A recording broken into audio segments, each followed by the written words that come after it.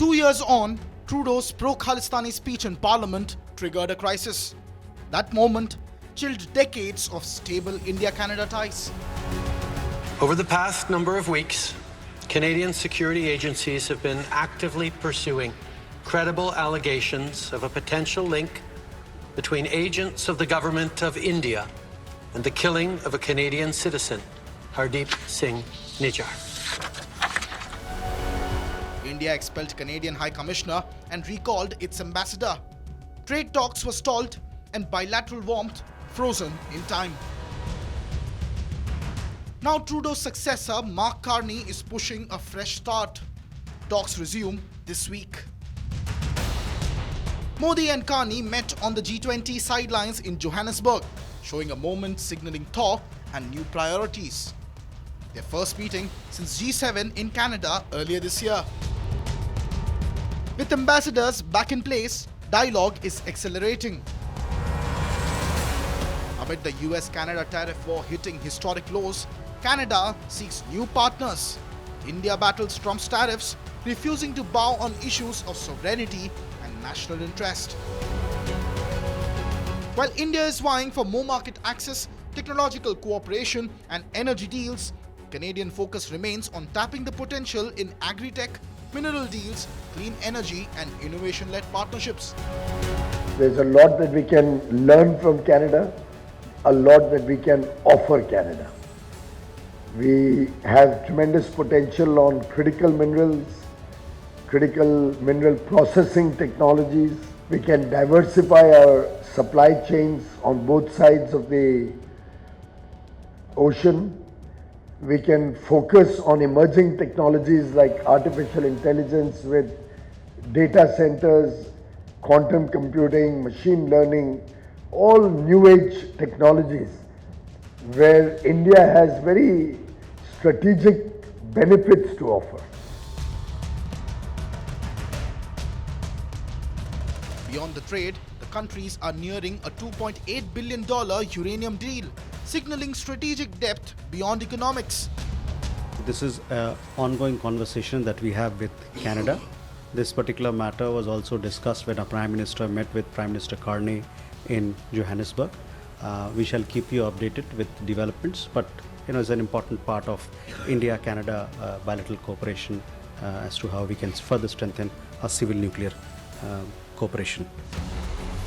The revived CEPA talks come at a crucial time.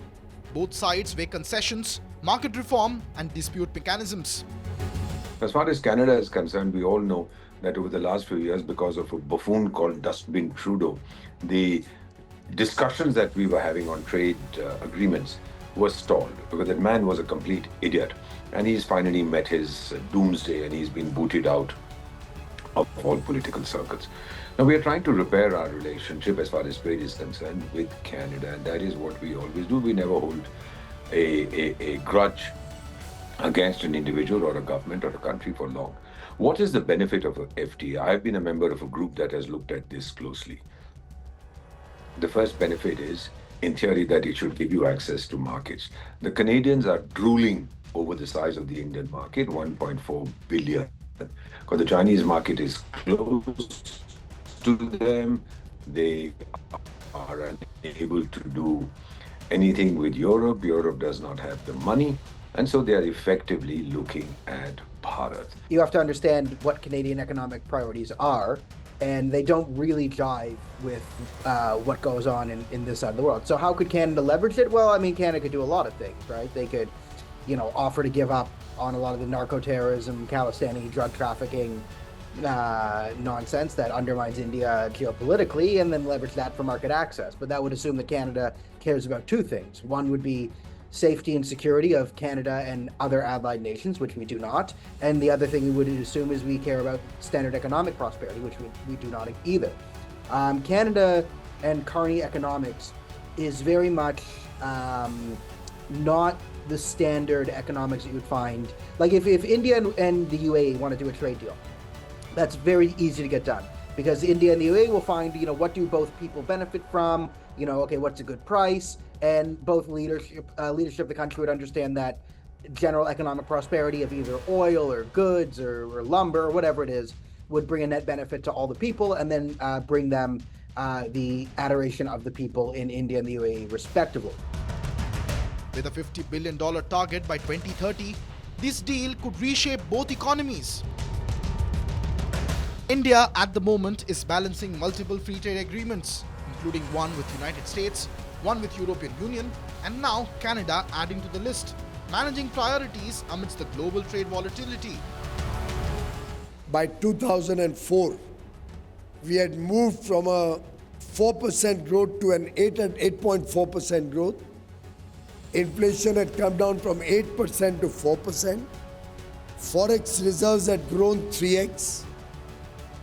Banking interest rates were amongst the lowest India had ever seen. A strong economy, despite sanctions and despite all the difficulties. Basically, what we would like to do with all countries, irrespective of what we are doing with Canada or anybody else, when we discuss these, we first say that you should have transparency. There should be no arrogance. You shouldn't expect that we will lower our tariffs while you increase yours. Don't create non-tariff barriers, because that doesn't benefit anybody. So mera apna manna hai, my own feeling is that the European Union, which really does very little intra-EU trade compared to its potential, and China is close to them almost permanently till the present regime is there, because Europe has been misbehaving, so the Chinese claim with them. I have a feeling they also want to sign an agreement with India. We, of course, also want that the agreement should include the possibility of free movement of personnel. If our experts want to go there, if they have to be hired by European companies or American companies, then the barriers to their recruitment, to their hiring, should be removed. Then it will be genuinely a partnership. Otherwise, it becomes piecemeal. As US-Canada trade tensions deepen, it is becoming another factor driving Canada closer to India. No country wants to sort of take the initiative to gain upper ground. The Americans live in Americaverse, where there's bald eagles and guns going off, and they don't really see the rest of the world. It's sort of their classic charming cowboy ignorance of the rest of the world. And India is a very, very passive global player. They do not make the first move. They do not try and set the precedent. They try and, do deals and try and, do bilateral relations, and don't try and get bogged down in these grand economic schemes. There's a more passive player on the international scale, trying to sort of pick off deals here and there to sort of build economic links between them and other countries. It's very much not in Indian DNA to sort of push the initiative and leverage Canada and America relations for Indian gain. There's not really, you don't really have that dynamic soft power apparatus that would be needed to do something like that. The reset between India and Canada promises more than numbers. It offers a recalibration of priorities and trust. As ambassadors return and talks ignite, the questions remain: will this new chapter deliver a game-changing partnership for two of the world's most dynamic democracies?